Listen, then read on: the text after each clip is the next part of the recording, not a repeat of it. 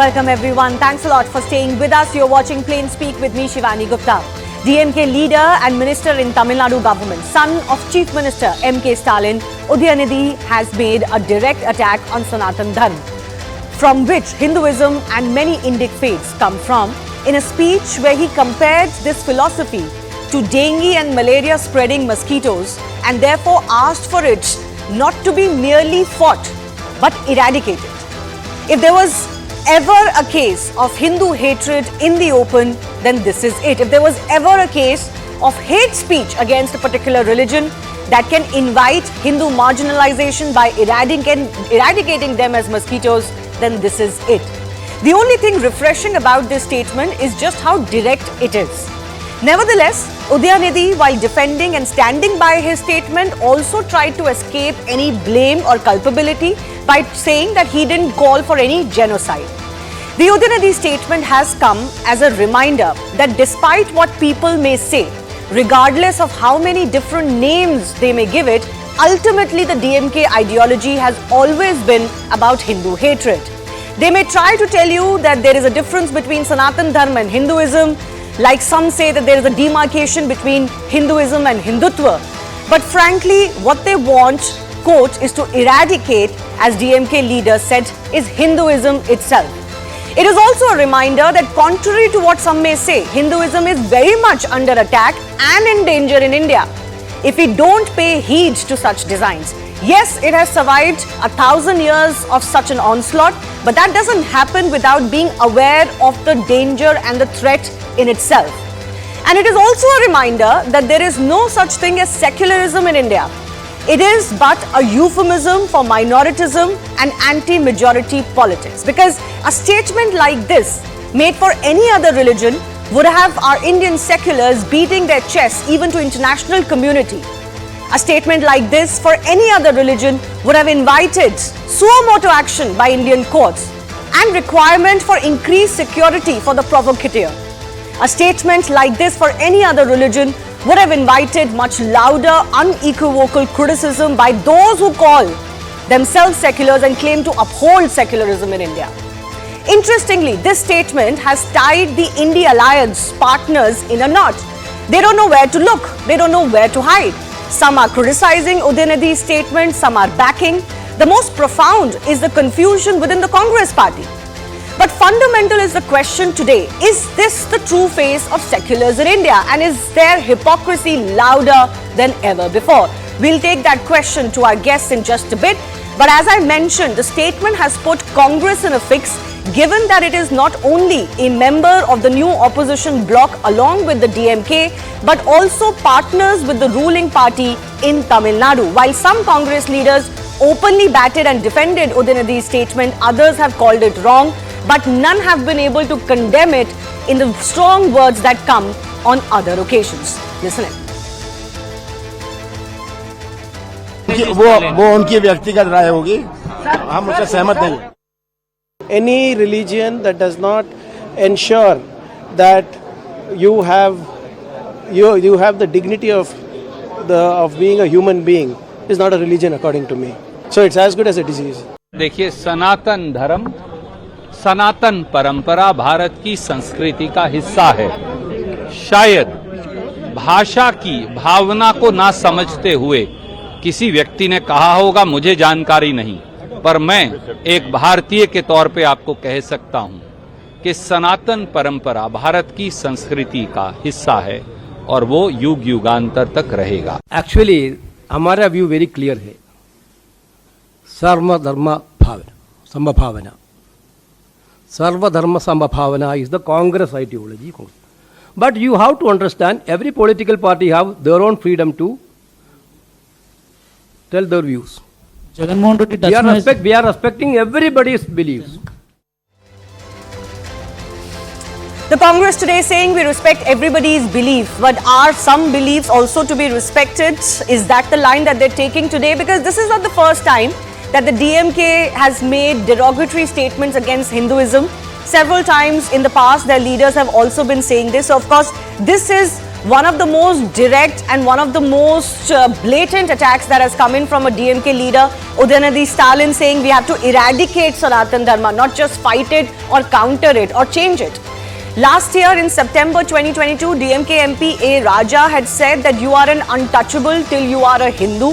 Basically, they reduce all of Hinduism to just one aspect, which is casteism, and there's no defense of casteism, but they use that as a means to attack the entire faith. And Hinduism, we all know, is as large as the ocean, as Mahatma Gandhi said. Current Chief Minister of Tamil Nadu, MK Stalin, in February 2019 had said that even Brahmin priests can't understand Sanskrit shlokas. One wonders what he meant by that. But in the same speech, he also said that the smoke from Yagan makes even the bride and groom cry. Both of them sit on the floor for hours while everybody else sits on a chair. I'm guessing this is, of course, in response to the Hindu marriage ceremony. In other words, mockery of Hindu rituals. Now, one wonders how this is criticism of casteism, is that's what they're fighting. DMK leader, founder, in fact, Karunanidhi himself had made a statement in 2009 that he will always remain a critic of Ramayana till the end of his life. Okay. In September 2007, he had also challenged L.K. Advani at that time for a debate on Ramayana, saying that Valmiki himself called Lord Ram a drunkard. Now, the problem with such criticism is that in India, this criticism of any other religion is not allowed. And hence the hypocrisy again. In India, in fact, even quoting scriptures has put people's lives in danger just because they dare to do so and question other religions.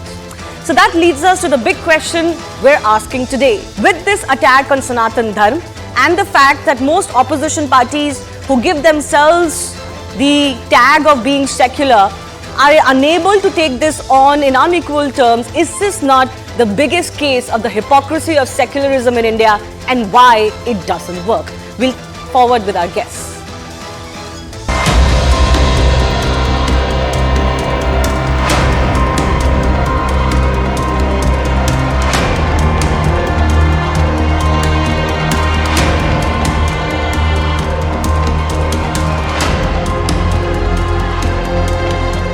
சிலவற்றை நாம் ஒழிக்கத்தான் வேண்டும், எதிர்க்க முடியாது. கொசு, dengue காய்ச்சல், malaria, corona இதையெல்லாம் நம்ம எதிர்க்கக்கூடாது, ஒழித்து கட்ட வேண்டும். அப்படிதான் இந்த சனாதனம். सनातन धर्म का के ऊपर भी चोट पहुंचाई जा रही है.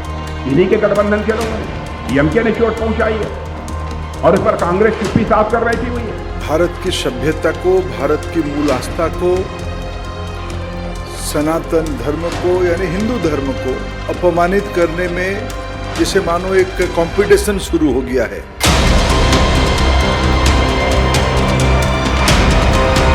I do not find anything wrong in what he said.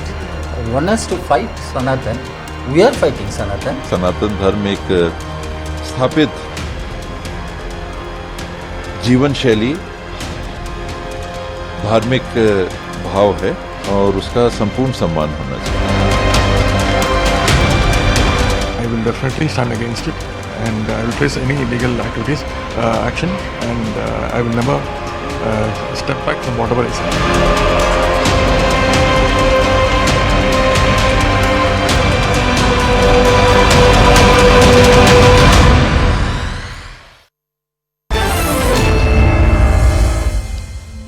Let's go across to the guest joining us. Guru Prakash Paswan is from the BJP. Tehseen Poonawalla is political analyst, leans towards the Congress party.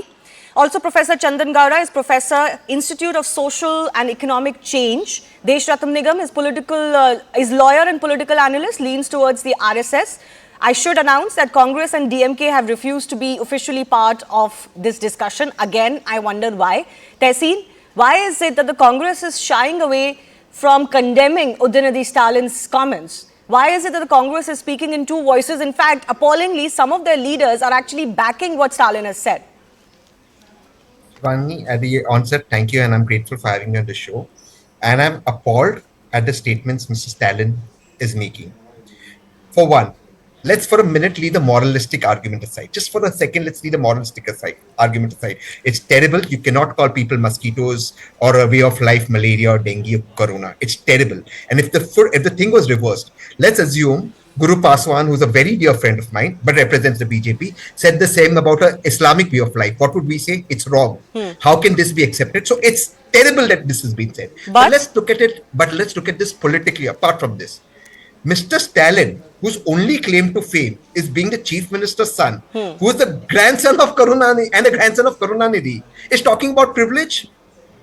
Can you imagine politically what suicide is this? And look, I'm a Congressman. The problem though is, Tehseen, that exactly suicide. This politics of the DMK has been rewarded in Tamil Nadu. I don't want to get into that. But fundamentally, politically, why is parties like the Congress party unwilling to take them on? Why are they in alliance with the party which is so rabidly anti-Hindu? Does that question not go to the Congress party? It does, and I'm stunned.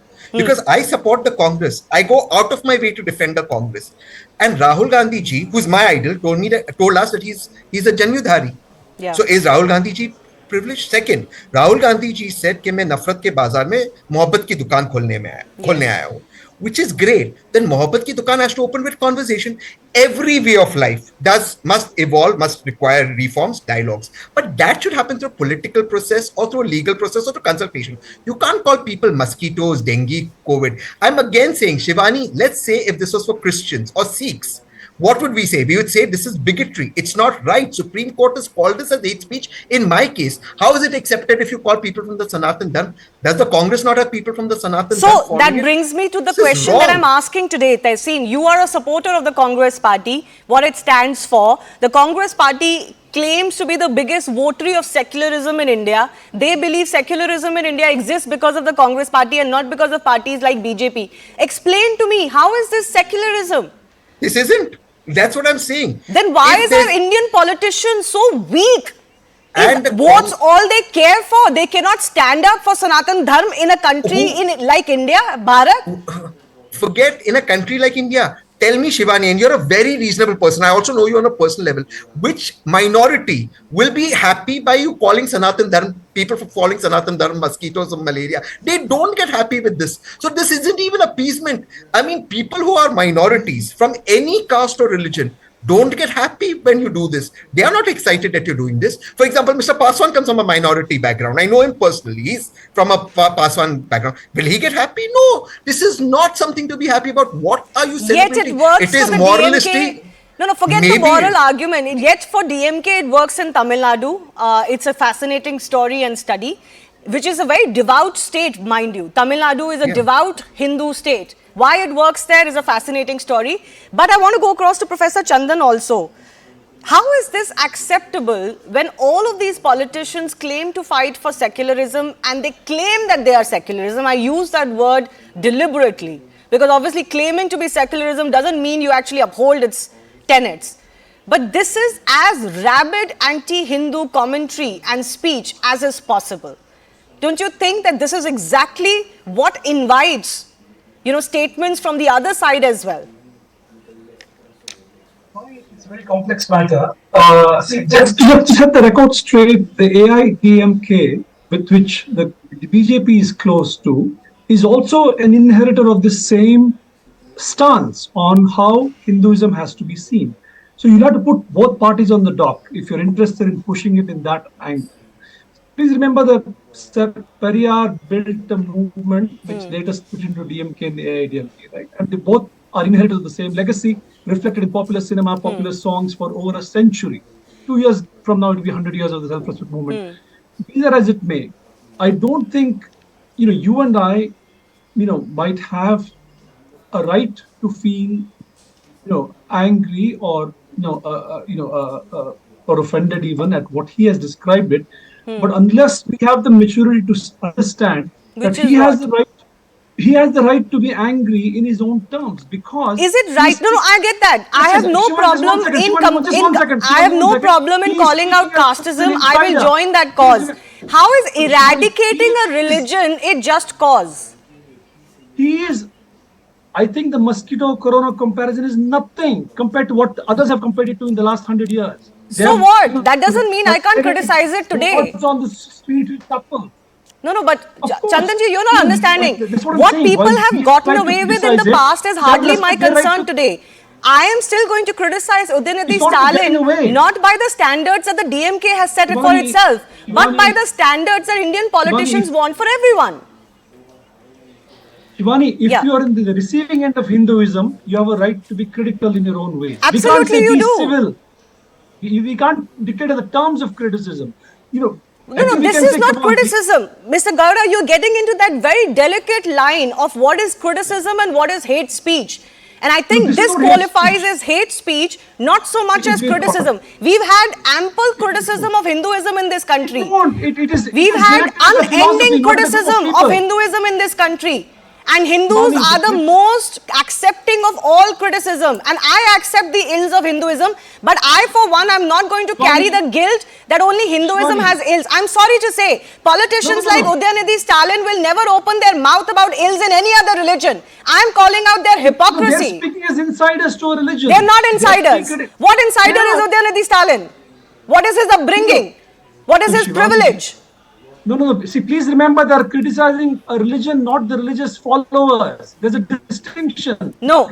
In the statement that Mr. Stalin has made, this is why I called it, no, I'm sorry, this is why I called it refreshing at the start of my show, because the statement that Mr. Stalin has made is not criticism and it is not hiding behind this ruse that we are fighting the ills of Hinduism. He has said it as openly as possible. We need to eradicate Sanatan Dharma itself. Sanatan Dharma stands for a lot of things and this country wouldn't be as secular and open if it wasn't for Sanatan Dharma. He better accept that as well. Yes, but you and I have the rights to read it that way. No, it's not a reading, it's fact. Mr. Gowda, Mr. Gowda, my aim is not to fight with you, but it is not a reading, it's a fact. History is bearing fact to this.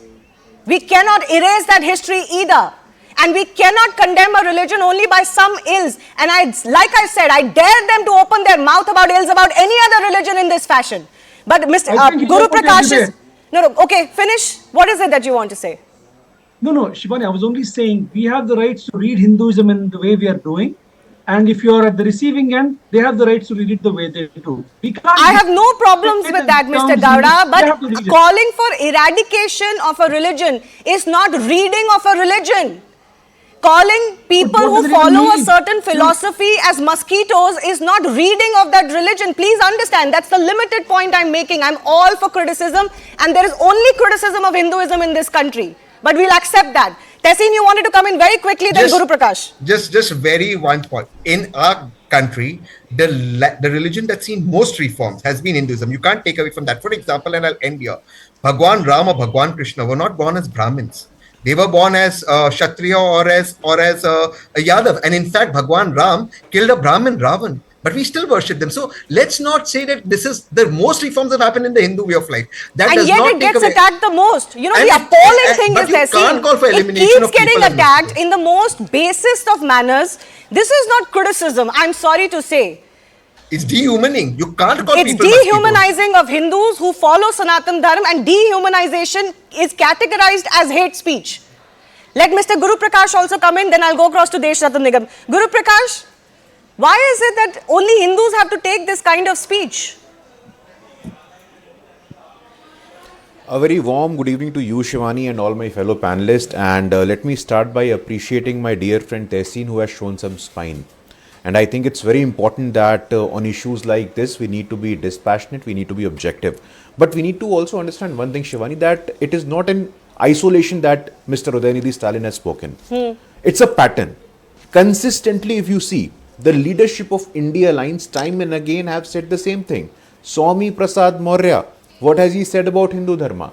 Mr. Satish, the Pradesh Congress Committee Adhyaksh in Karnataka, Hindu ek ganda shabda hai. And let's not go into what the senior leadership of Congress Party, Samajwadi Party, Rashtriya Janata Dal have spoken on different occasions. But what we see here is a pattern to insult the sentiments of more than 80-85 crore Hindus on a daily basis. We have to understand that only 24 hours before in Mumbai, they could not get a consensus on leadership. They could not get a consensus on Niti, but they have a consensus on their policy. And their policy, the policy of India Alliance, is defame and insult Hindu sentiment. Okay, but can I come in here? Guru Prakash, you have to be fair where you have to be fair. There are members of the India Alliance, including Mamata Banerjee just a short while ago, who has condemned this statement. So I think we should be fair and allow for those statements when they do come in. There are leaders of the Congress party who disagree with others. Of course, the Congress is sending out a very confused, mixed signal here. But there are some other members of these this alliances, including, for example, Priyanka Chaturvedi of the Uddhav Thackeray faction of the Shiv Sena, who's also called out this statement. So let's be fair. No, Shivani, you are fighting election as an alliance. Is there a collective pressure by the India Alliance? There is no collective pressure by the India Alliance. There is no notification by the India Alliance. These are their standalone opinions. But we have to understand that you can no longer attack. This is a most brutal assault. And I was listening to the Professor Sahab, and since the morning, I've been part of various debates. They are saying कि उत्तर में सनातन अलग है, दक्षिण में सनातन अलग है. What sort of preposterous argument is this? If Uttar ka Sanatan is different from Dakshin ka Sanatan, why a Shankaracharya who was born in Kerala build mathas across the country?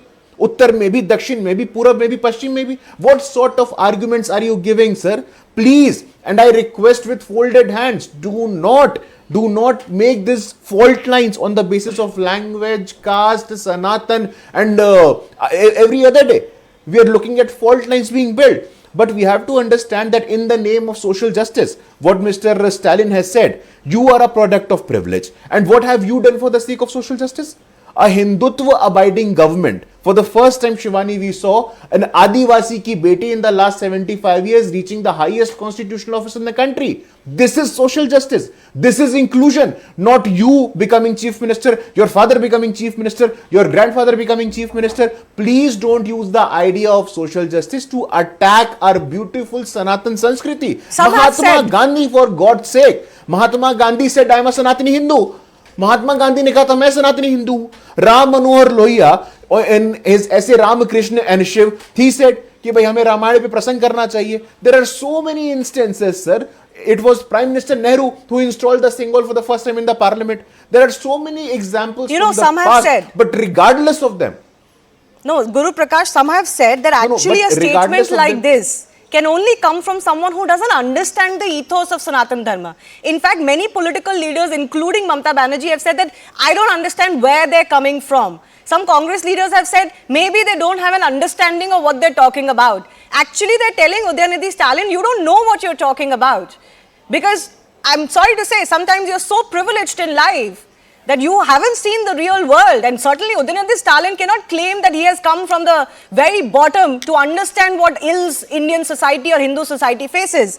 But Mr. Gowda, let me come to you. Mr. Nigam, just give me 2 minutes, allow you for your patience. Mr. Gowda, I want to come to you. You know, fundamental, the fact is this. Anti-Brahmanism is a ruse that DMK has been using for a long time for basically politics which is anti-Hindu. And this statement kind of makes it clear.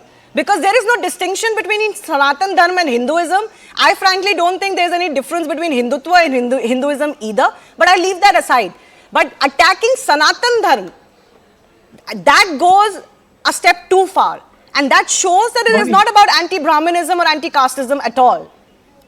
Swani, one could say Sanatan Dharma and mean different things by it. One could say Hinduism is just fine the way it is, no problem. This is one camp. And the Gandhi version, which my co-panelists referred to, is a Sanatan Dharma that is constantly self-correcting, self-improvising. Okay, but there's another camp that doesn't think Sanatan Dharma can exist without caste ever.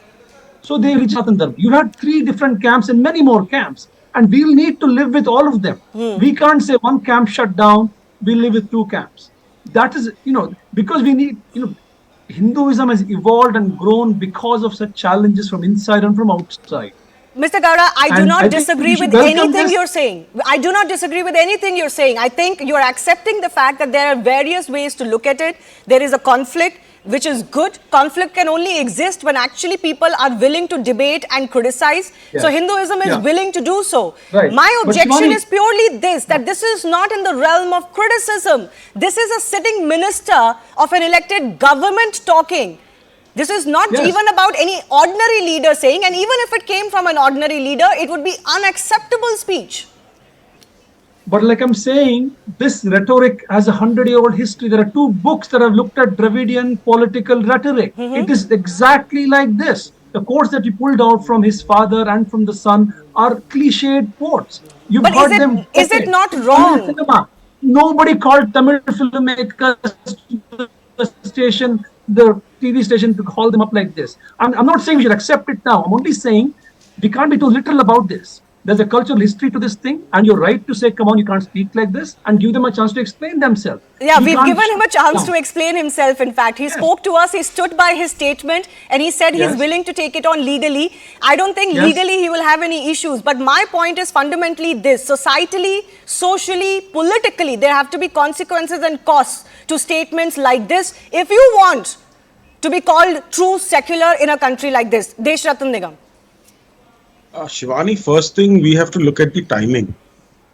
Immediately after the Mumbai meeting of the Alliance and then G20 coming, and India is projecting itself in a manner which some of the political parties do not like. Hence, you try to project India in a bad light and try to gain publicity. That's one aspect of it. Yes, you can come to know about a person's behavior, character, and home as well. And in this case, Mr. Stalin has established himself that his home is a gutter. I won't say beyond that because I'm quite angry. I can use other words as well. Now, secondly, they probably do not know the pristine nature of Sanatan Dharma. It's evolutionary, it's forward thinking, it is scientific, inquisitive. None of the other religions allow that because there is a book, you have to follow a book.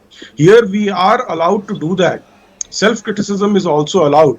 But what they have done is, as somebody pointed out, dehumanizing it.